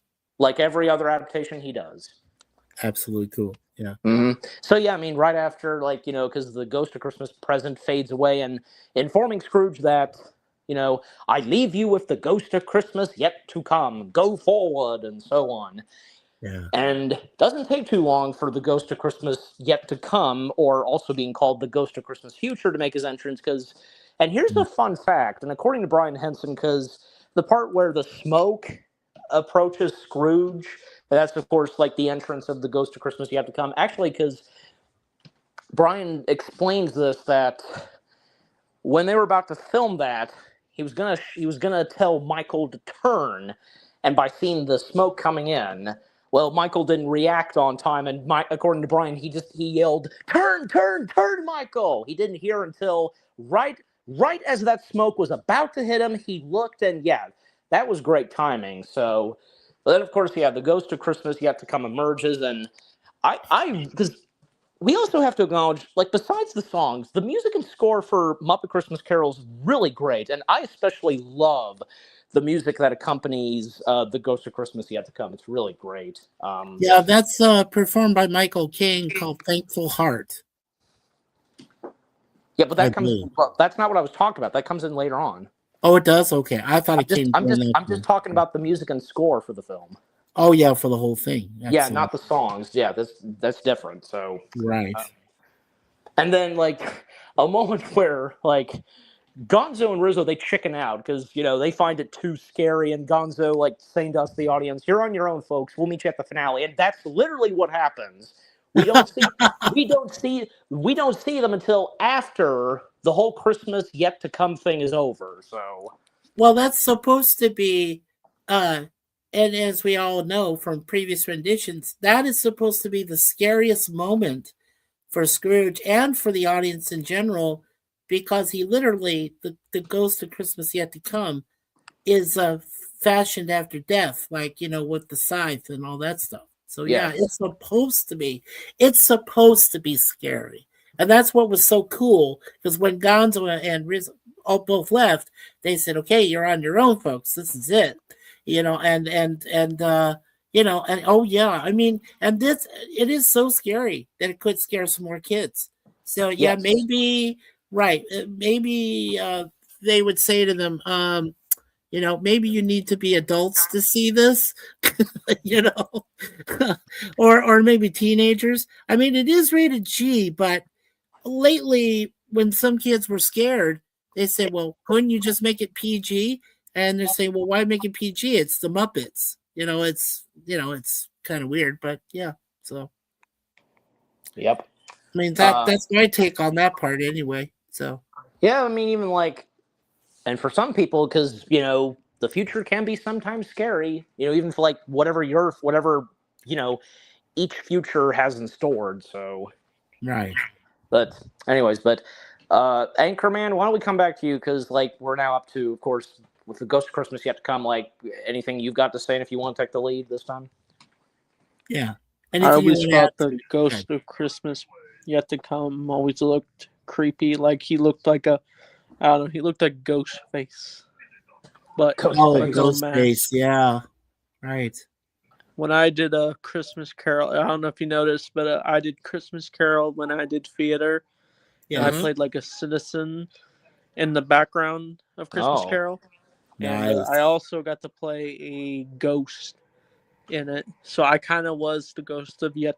I wasn't the ghost of Christmas Yet to Come. I was played by someone else I did theater with, but I got to play like one of the ghosts of that was in the background for Jacob Marley. hmm. Oh, How did nice. how did the theater? How did your play? How did the play you were in? How did they do the Ghost of Christmas Yet to Come? How did the wardrobe look One of like? the actresses got to play him, and they Oh, just gave her like a robe, and I don't think she talked in the play at all. Did they give well, her a? Did they give obviously her a not. sign like death? Like usually death Well, or that kind of goes married to Ghost of something. Christmas Yet. Well, I mean, here's the thing: Ghost of Christmas Yet to Come never has that. That's true. Yeah, No, that's true. but I'm trying to remember that, but yeah. Right. but I take it that the actress didn't like carry a prop or anything, Anchorman. No. Nah, she just kind of wear like creepy robes, all And black just robes. and just like with Christmas Yet to Come, like she did a lot of pointing. Right. Yeah, Well, that's and Yeah. yeah, because that's what the Ghost of Christmas Come does. Like no Right. words, like we'll just like because here's the thing, because it's like because Scrooge like saying to the Ghost of Christmas Yet to Come, like, "Am I in the presence of the Ghost of Christmas Yet to Come?" Like bowing, like nodding, just that Scrooge is correct, and then of course like the Ghost of Christmas Yet to Come, like pointing to Scrooge at where to look and all that, and that's it. Right. That's all there is that for the character of the Ghost of Christmas Yet to Come. Yeah. Now, if I remember correctly, there's part of it where first the ghost points to the downtrodden, to the people that are working in the factory. And they're making comments about I only know that he's dead, and I don't care how he died, just good riddance to him. Right. Then that's the scene where they're selling off his those big drapes, to his Yeah, we bed and come everything. we would then come to that, like really, Right. like, yeah, that tarantula Muppet was, I think it's like a tarantula or like a spider like Muppet character, but that Yeah, was wouldn't that was that pretty frighten cool. you if you were only 10 or 11? You'd be like, whoa, big spider. Yeah, absolutely. I meant to bring this up earlier. I don't know about you guys, but there has not been one single Muppet. When I had grown up and how many and what I've seen Muppets, like not once, even at a young age, there was not a single Muppet that I thought was scary and terrifying looking. Yeah. Well, again, but you were used to it at that point, right? Because you had seen enough of the Muppet I previous mean, movies, right? I guess at a young age I was immediately used to it. So Yeah, you were used to them, and then, like you said, you've seen some of the Muppet show, DVD, things like that. So, I mean, you were already well seasoned. You understood uh, about the Muppets, and of course like I said, I grew up with Sesame Street when I was a little I lad. So, I you know, did too. yep, you did I too, mean, and I the two, know like Scott did. I know for Scott did. me for me it was between the Muppets themselves, Sesame Street, and Bear in the Big Blue House. Oh yeah, Blue, the cute little, yeah, the big dog. Woo! Yeah, yeah. I said I no, that's Blue's Clues. I said Bear in Oh, the Big Blue House. Bear in the Big Blue House. Okay, that one. Yeah, I don't quite remember that one, but I remember Blue's Clues though. yeah. Yeah, Different show, different thing, but totally no, different. Yeah, but Bear in the Big Blue House, that was on like the old days of like, well, when Disney Junior was called Playhouse Disney, and that was straight from the Jim Henson Company. And yeah, I mean, the characters of Bear in the Big Blue House are Muppets. right. And if there was one thing we remembered too, is that if you wanted to make scary Muppets, you only had to go back to Dark Crystal from 1982, and 10 years Or before. some of the I think it was, yeah, or even like say the goblins. The goblins from Labyrinth. Labyrinth, yes. That was the Yeah, great one with Jennifer Connelly and David Bowie, David wasn't Bowie. Yeah, it? Nice, yeah. that's it. And there's some great songs from that one as well. So Hmm. But yeah, that's another story. that's true. We can do that another time. Yeah, Yeah. But okay, yeah, because yeah, on account that those that they're insulting Scrooge even after death, his belongings, and then of course it leads to back at the Cratchit family house, and well, unfortunately, because yeah, I mean, not only did in this alternate future, and if it would to be, not only did like Scrooge die, but also sadly Tiny Tim die, and that was of course never fails in every adaptation where it's always right. sad to like when in that because Tiny Tim dies, and when Scrooge learns about it, and it doesn't take too long, like when we come back to the cemetery, and well, I mean that's when Scrooge like he looks upon his own tombstone, and that's when Scrooge finally gives in. He breaks down, and he will know Christmas in his heart and all that. So Yeah, and I'll go ahead and mention after we're done with the initial review from both you guys. We'll go ahead and mention one person that helped Paul Williams with the score. Yeah, we'll talk about that after where we catch up to the end of the movie, and then I can tell you about this gentleman. There's some good movies that he composed music for. right. Yeah. But let's come back to you, Scott, because like what we've talked about so far. I mean, what have you got to say this time? Yeah. Uh, I always wondered how Tiny Tim died, even in this version. But I feel like this shows what Scrooge. It shows like when he does see his grave. That's probably the most terrifying scene in this movie. It is, and it seems well. Here's the thing about Charles Dickens' novel. Uh, you're thinking that when they point out to the empty, uh, his what do they call it, the cane or whatever he was leaning on, the crutch, yeah, the crutch that he was leaning on, and it's laying there, it's standing there by the fireside. And Mhm. according to the novel, uh, there is really no set time. It's supposed to be because if the Christmas yet to come points it out, then it was something that immediately happened, or it was something that soon enough would happen down the line. But they never fully, unless I'm wrong, they never formally established a time frame. They wanted the ghost wanted to show Scrooge that it happened fairly recently in the future, and supposedly, and that's what really spurned him to say, "Well, I don't want Tiny Tim to die," you know. Yes, And well, pure so fact. yeah, true. Hmm. And I remember reading the novel myself. I had to read it for school in English class, and it's a great novel, by the way. Charles Dickens, when he first wrote it, he was penniless. I mean, he didn't have a lot. He didn't have a lot going on in life, and and he figured, around Christmas time, some people who were cynical about the holiday needed to be reminded that it's more than just that. It's more than being buying gross or buying gifts and things like that. Hmm. Yeah. Right. Sorry, I mean that was my point I wanted to make, but anyway, thank you. Yeah. Right. Anchorman, why don't you like let's let you get back to the lead because yeah, I mean you could take it from here if you want. Go for it.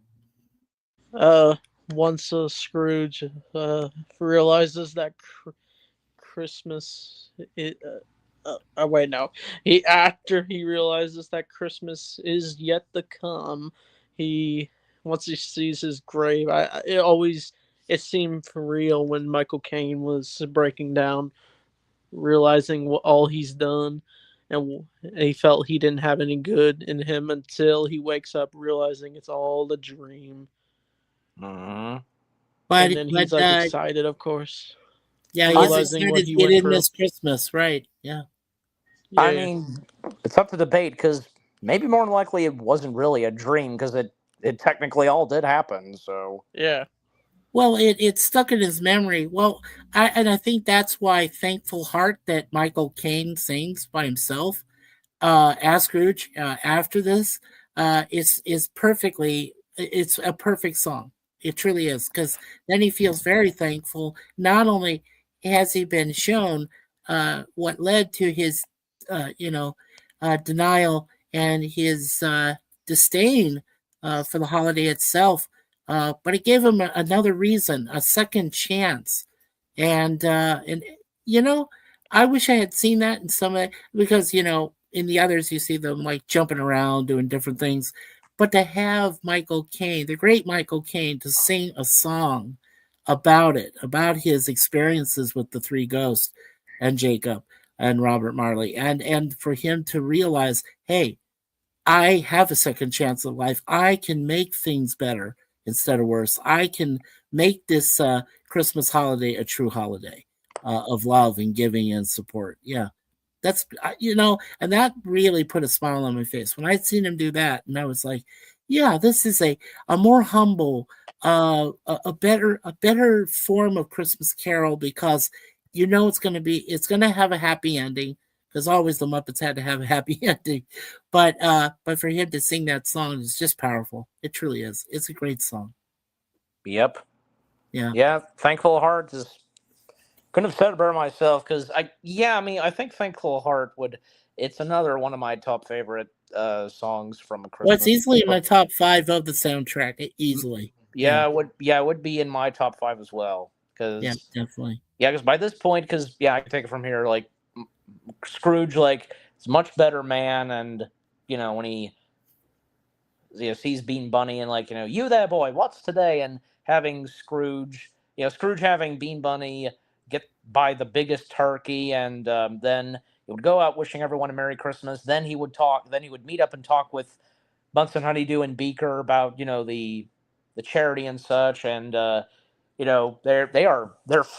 shocked by this, and just wishing they would do something to in exchange to give for Scrooge. And this is where like a very nice moment. Beaker, he gives his scarf to Scrooge, a gift for me and all that. Thank you half a dozen times, and then of course it would lead to the Thankful Heart song. And you realize this that one of the town Muppet people and such actually is Sprocket from Fraggle Rock. He makes an appearance in this. As those that are in the town and such. That means true fun fact. But anyways, then it would because with the Thankful Heart song, and also like because like when like passing by and like visiting his nephew. Then it would lead to, elder versions of Sam the Eagle and Fozzie. See, Yeah. he visits them, and then of course it would lead to where at the Cratchit house, and Scrooge pulling a joke on Bob Cratchit. And man, because Mrs. Cratchit, Miss Piggy, oh, she's about to give Scrooge a fist and such, but of course that ends when Scrooge, says, and therefore I'm going to raise your salary, and yep, and that's when surprising the Cratchit family with a house full of people, and even like when it's mentioned that Tiny Tim did not die, and obviously because Scrooge is going to Yeah. help cure and make Tiny Tim all well and better. Then of course it Yeah. leads to a reprised version of new version of the love we found, and because like everybody who is crammed in the Cratchit's house, and not everybody is outside. Not all of them can fit in, but they don't care. They seem not, they don't seem to care. They're willing to just stay out in the freezing cold. It's a mock-up of Freezing Cold. Remember, it was done at Shepperton Studios, so yeah. Yeah, So it wasn't done in the actual outside, but they had to make it. Did you know they had to use? This is a fun fact. They had to use 12 truckloads of snow, of like made up snow, to fill the entire it was two studios that they were or two sound stages that they were using in Shepperton. I remember seeing this behind the scenes. They had used 12 trucks, like 12 days of Christmas, That's how many they had to use to ship in all this made up snow so they could fill these two sound stages. Fun Hmm. fact. Yeah, it's good stuff. Uh-huh. Yeah. And then it would lead to where, yeah, because like right before the credits start, because off camera, like Rizzo saying, nice story, Mr. Dickens, and then Gonzo's response, oh, thanks. If you like this, you should read the book. Yep. That was a nice aside, right? It's like, now, if you love the movie, you need to read the original Dickens novel. Exactly. Yes. And, I can and that's a great thing. Yeah. I can only imagine, and because I think it's I'm one of those because I I had first seen the movies before even ever reading the book. So Right. all right, but let's Well, I have to say I'm guilty. Well, no, I'm not really guilty. I read the book before we went on Christmas break. It was one of our assignments. We had to write something about it. But then, like I said, when I had time, I went back to watch the original Alistair Sim, which is, I think, one of the most faithful adaptations to the novel, and obviously being the first and the standard that all the other, as I mentioned before, all the other Scrooge films after that had to reach it, And I think the George C. Scott one of Scrooge came as the closest adaptation faithfully as well. So there's two movies that set a big bar. yeah. Yeah, yeah, that was my point on that. But yeah, All I mean that was cool. But yeah, I'm glad that I got to read the actual novel and do something on it. And then when I look back and I go back and watch, and Suzanne and I both love, like I said, those two versions of Sim and Scott, doing their versions of Scrooge, and we love the funniness that came from being funny from Bill Murray doing it in Scrooge, 4 years before. So yeah, I mean, there's a Yeah. lot of good stuff there. Yeah. All right. And I guess I wanted to come back. I wanted to come back to Anchorman because Anchorman. Anything you got to say about like the ending to the movie and all that?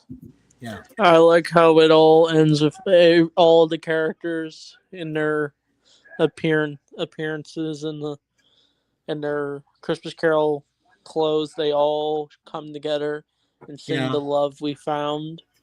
Mm-hmm. Yeah. And then it feels like Christmas, which they finished with. Yeah. Yep. Yeah, that's a good way to end the movie on a good note. Yeah. Yeah, I mean, because it feels like Christmas, like it plays during the credits. So Yeah. And how many Eli? How many Muppets did they borrow from down at Fraggle Rock? just one. Just one you It saw? was Okay. it was just the dog. Yeah, Sprocket. Oh, the big dog. Doc Yeah. Brown, The one that chased them. Right. Yeah. Yeah. not Gobo. No, Fraggles. No, just the Yeah. Yeah. dog. Yeah. I think if anything, maybe traveling Matt could have been in there. He could have been there. Traveling Matt could have been in there for I mean, sure, like a he Yeah, cameo. very easily. well, I mean, Yes. Here's the thing: traveling Matt did make a cameo towards the end of Muppets Take Manhattan at Miss Kermit Piggy's wedding. True. Yeah, he was the only one there, and well, it made sense since he'd been going around the world. So Well, he did crossovers, right? I mean, I think he did. I think he was the crossover Fraggle Rock member, Traveling Matt, that was able to put himself into all these different Muppet movies. Yeah. it was just that one. Oh, it was only this one? Okay. Yeah, I'm sorry. I thought he did the other ones. it Okay. was no, it was just Muppets Take Manhattan. Yeah, Muppets Take Manhattan. I mean, here's the thing: the biggest. Now I'm thinking of this. Just a quick mention of this. The biggest, and because this is Christmas, the biggest like epic Muppet crossover would have to be. Yeah, this was from 1987. Muppet Family Christmas, where you had the Yes. Muppets themselves, but Yeah. you had the Sesame Street Muppets, and you also had the Fraggles popping in too. Oh, was that the one where Fozzie was going to take them to his aunt's place and he wasn't there? His mother's. His mother's place. I'm sorry. Well, okay. I knew it was a relative, but yes, they were all in the car and they were headed there. And yeah. I mean, here's the thing, because like the Fraggles appearing in Muppets the Muppet Family Christmas. But before they showed up, very later on in the special, because we had Doc and Sprocket. They actually, I don't know if you guys have seen this, but I mean you can easily watch on YouTube. But like Yes. apparently, because Doc is supposed to be Doc and Sprocket, they're supposed to say at Fozzie's mother, Mama Bear, yeah, Emily. That's Fozzie's mother's name. Like staying there at her house up until the Muppets come in. Then more Muppets coming in, most prominently after them, the Sesame Street Muppets. So Right. Which is all good. Yeah. yep. Great So stuff. yeah, so Doc and Sprocket were the first two that showed up. Then a little later, Kermit and Robin they would stumble upon the Fraggles. So Nice. all right, but I guess yeah. By this point, we ought to round things off. Our final thoughts and such on Muppet Christmas Carol. Who wants to go first? Well, I'll go ahead and finish. I was going to mention the composer of the movie, which was Miles Goodman. We did lose him in 1996. He died at the age of 46. He was very young. Yeah, But he did so many great movies. And one of them I wanted to point out, two of them actually. One was The Little Shop of Horrors, which had Rick Moranis in the yes. cast. And he did the music for that. And he also did the music for La Bamba, which was based on the true story of Richie Valens. And he even did the music in 1985 for Teen Wolf, the very first one with Michael J. Fox. Hmm. Yeah. And and then the last thing he worked in was 1997. He was posthumously honored for Till There Was You, which was a little bit based. I don't know if it was based on the Beatles or anything like that necessarily, but that was in 1997.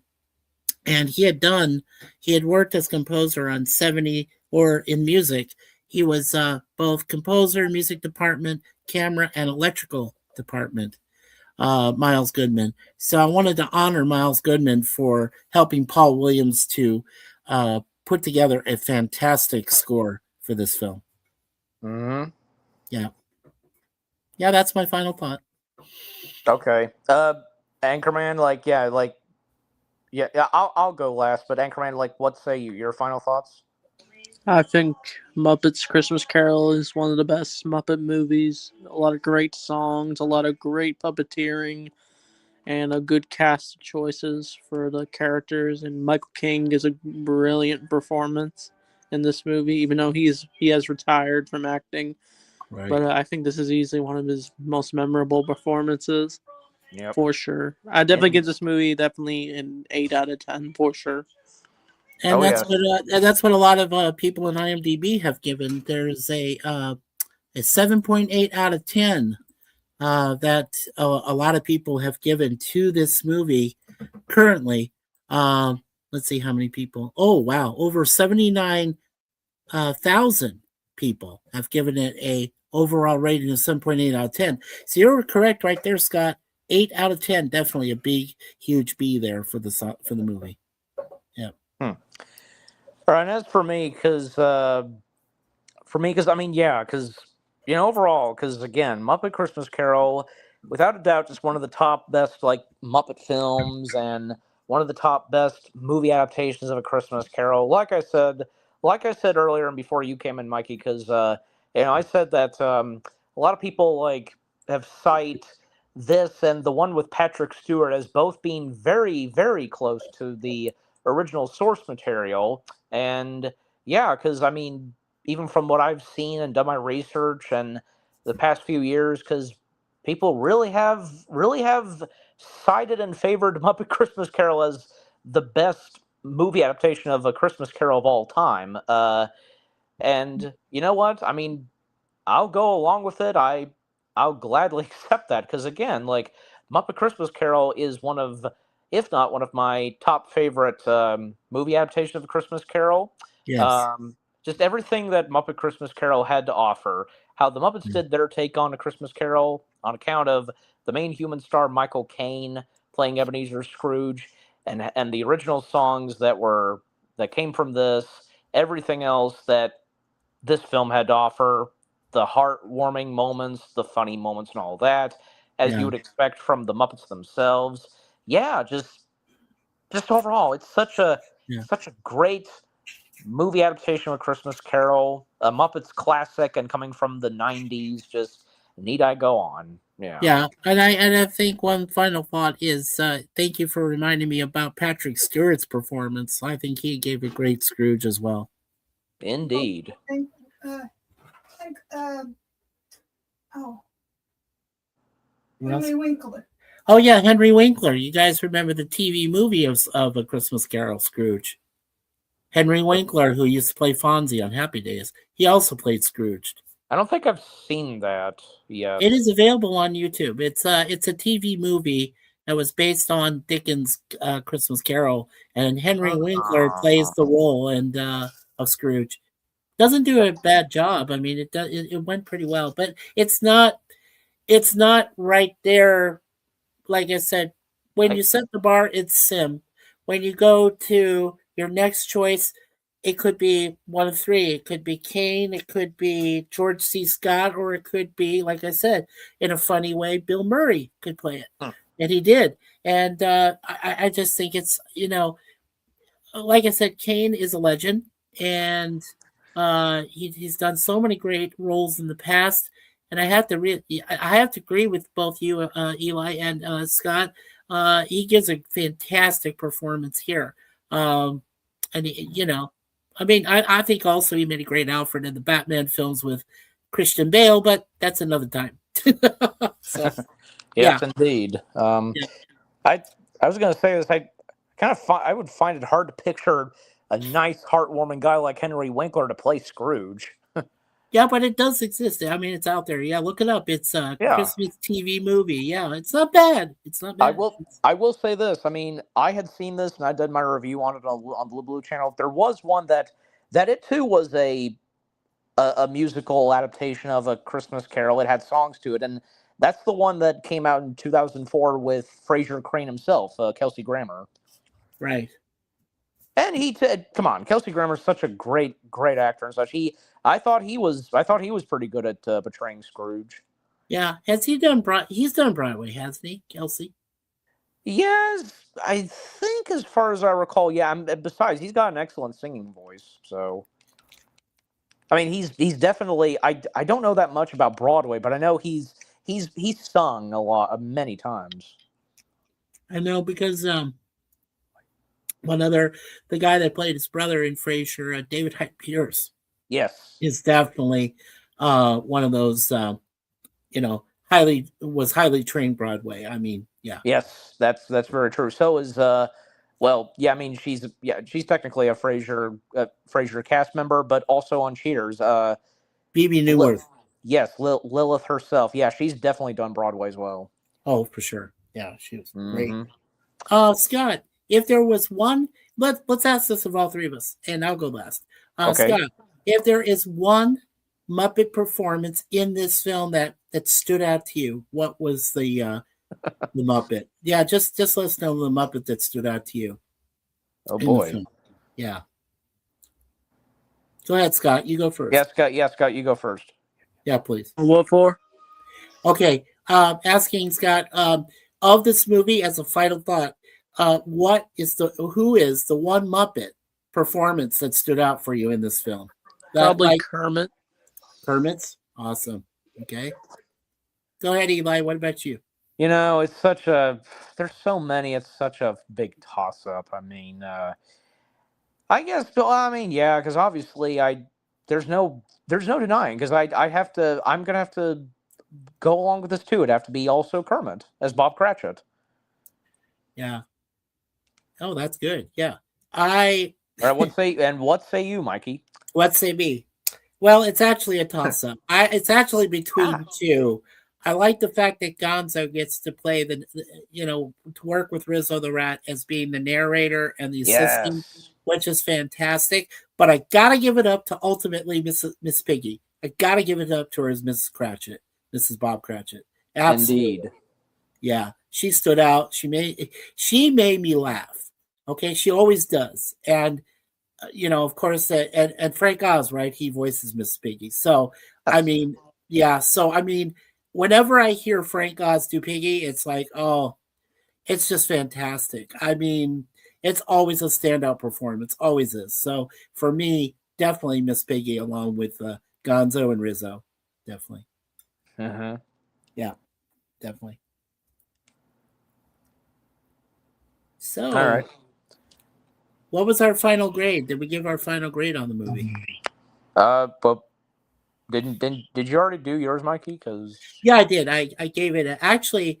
I know IMDb is giving it like if you round it up, it's a B. But for me, it's an A minus. It's a fantastic film.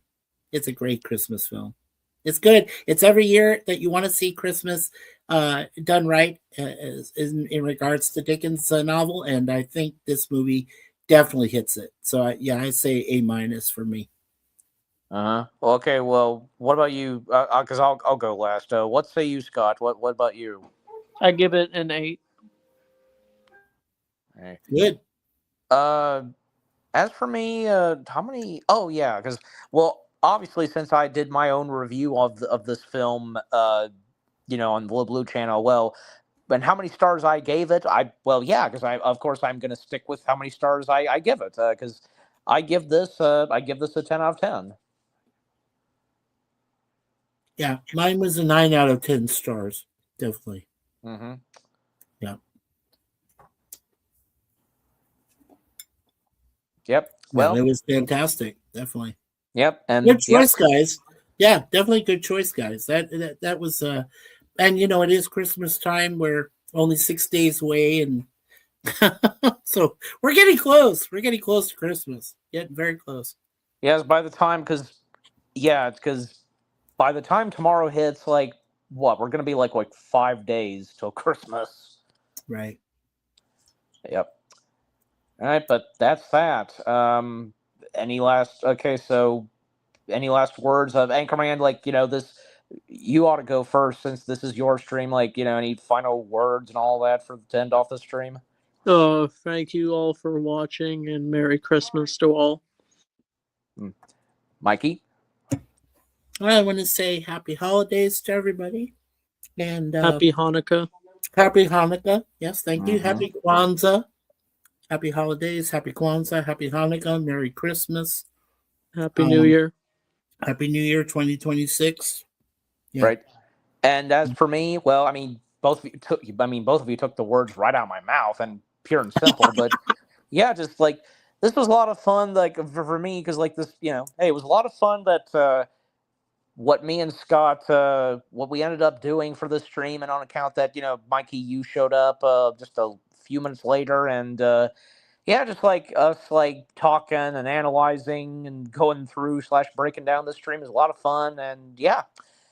And just and for me just to round off things, just Merry Christmas, guys. Hope you have a good one this year, and if you're gonna make hopefully if your Christmas this Christmas is gonna be a good one, and just make sure you make it a good one, and just happy Hanukkah, happy all that, and especially have a happy and safe New Year when it approaches. So. Absolutely. Don't do crazy stuff before the New Year's Eve. Exactly. Yeah, please don't. That would not be good. Yeah, don't do that. For your sakes.